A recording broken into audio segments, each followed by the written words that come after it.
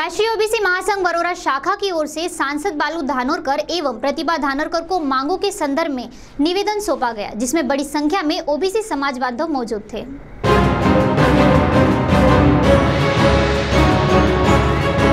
OBC की जाति न्याय जनना के साथ अन्य मांगों के संदर्भ में राष्ट्रीय ओबीसी महासंघ शाखा वोर्रा की ओर से विधायक प्रतिभा धानोरकर के साथ सांसद बालू धानोरकर को निवेदन सौंपा गया है। इस मौके पर बड़ी संख्या में ओबीसी बांधव मौजूद थे।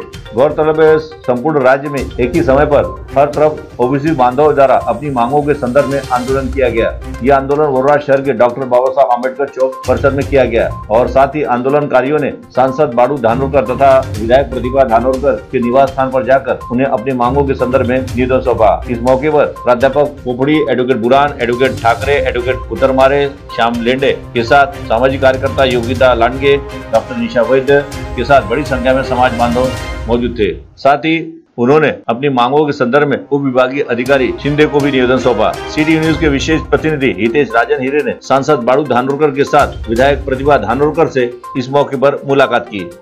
मागच्या वेळेस सुद्धा आदरणीय नानाभाऊ पटोलेला मी याच्या संदर्भात एक निवेदन सुद्धा दिलं आणि मला म्हणजे अभिमान आहे की नानाभाऊंनी सुद्धा हा विषय विधानसभेत घेतला आणि आताच आम्ही ठरवलं तसं राज्यपालाचा वेळ सुद्धा घेतला आणि आता येत्या मंगळवार बुधवारी आम्ही राज्यपालाच्या भेटीला सुद्धा जाणार।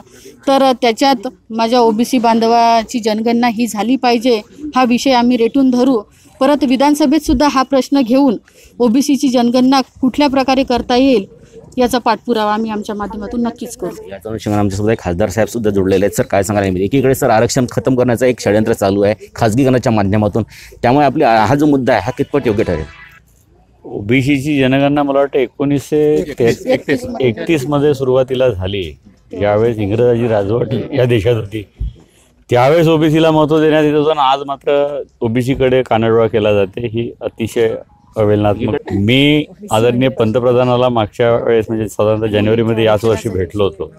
त्यावेळेस मी ओबीसी आरक्षणाच्या संदर्भामध्ये आणि ओबीसीच्या जनगणनेच्या संदर्भामध्ये पत्र दिलेलं आहे।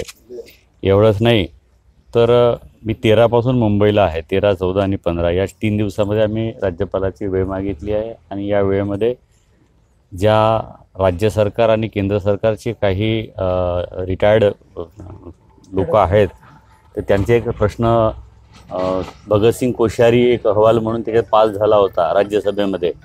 त्यावेळी जेव्हा ते राज्यसभे सदस्य होते त्यावेळेस त्यांच्या उपस्थितीमध्ये हा एक अहवाल तयार झाला होता, तो पारित करण्यात यावा लोकसभेत आणि ओबीसींना आरक्षण मिळावं आणि ओबीसीची जनगणना व्हावी या संदर्भामध्ये त्यांना भूमिका समजून सांगणार। आपल्याला माहिती आहे की या देशामध्ये या राज्यामध्ये विविध धर्माचे विविध समाजाचे बांधव गुण्यागोविंदाने राहतात। कुठल्याच समाजाला कुठल्याच धर्माला आमचा विरोध नाही, पण इतर एखाद्या समाजाला जर आरक्षण देत असेल तर तिथं ओबीसीचं आरक्षण कुठे घटता कामा नये हा विषय महत्त्वाचा आहे। विधानसभेमध्ये लोकसभेमध्ये सगळ्यात जास्त ओबीसीचे आमदार खासदार असून सुद्धा हा प्रश्न गेल्या अनेक वर्षापासून प्रलंबित आहे, काय कारण असावं? विधानसभेमध्ये जवळपास 188 आमदार 288 पैकी 188 आमदार आहेत आम्ही, परंतु तुम्हाला माहिती आहे मागच्या वेळेचं सरकारची काय भूमिका होती। यावेळेस सरकारची भूमिका पॉझिटिव्ह आहे, पण मागच्या वेळेचं आपण बघितलं 5 वर्षामध्ये। यावेळेस केंद्रामध्ये तुम्ही बघितलं की कृषी बिल असो किंवा कुठले कामगाराविषयी असो, बँकिंगच्या संदर्भात असो, कशा पद्धतीनं हुकुमशाहीची राजवट या देशात चालू आहे। राज्यांनी जरी पास करून पाठवलं, शेवट केंद्रातून होणं महत्त्वाचं आहे। सर्वात महत्त्वाचं म्हणजे सर्वोच्च न्यायालयाने याला मान्यता देणं हा विषय महत्त्वाचा आहे। तिथे सर्वोच्च न्यायालयामध्ये हे आरक्षण कसं टिकलं पाहिजे, कोण्या समाजाला मागत असताना त्याची रूपरेषा मांडत असताना ते मांडणंसुद्धा कशा पद्धतीने मांडणी केली पाहिजे हा विषय महत्त्वाचा आहे। तर मग सर्व लोकांना माहिती आहे की वकिलांना तिथे आर्ग्युमेंट करू दिलं नव्हतं ओबीसी मराठ्याच्या संदर्भामध्ये, मराठा समाजाला। नाहीतर बाजूचे तेलंगणा, आंध्रा या राज्यामध्ये ज्या पद्धतीनं आरक्षणाच्या संदर्भामध्ये निर्णय झाले त्या पद्धतीचं सर्वोच्च न्यायालयानं आपल्यासुद्धा महाराष्ट्राच्या संदर्भामध्ये किंवा देशातील महाराष्ट्र कमीत कमी महाराष्ट्राच्या संदर्भामध्ये तो निर्णय झाला होता। कारण हा आरक्षणाचा विषय जो आहे केंद्राला जरी मंजूर करायचा आहे किंवा सर्वोच्च न्यायालय जरी आदेश देत असेल तर त्या राज्यापुरता लागू होतो।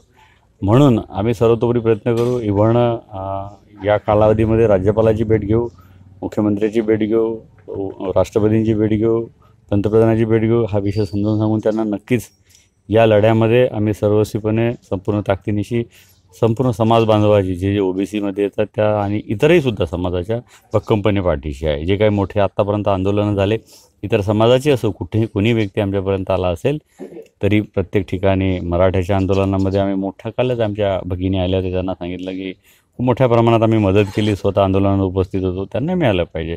पण आपल्या आरक्षणाला ओबीसी समाजाच्या आरक्षणाला कुठेच धक्का लागला नाही पाहिजे, हा विषय तेवढा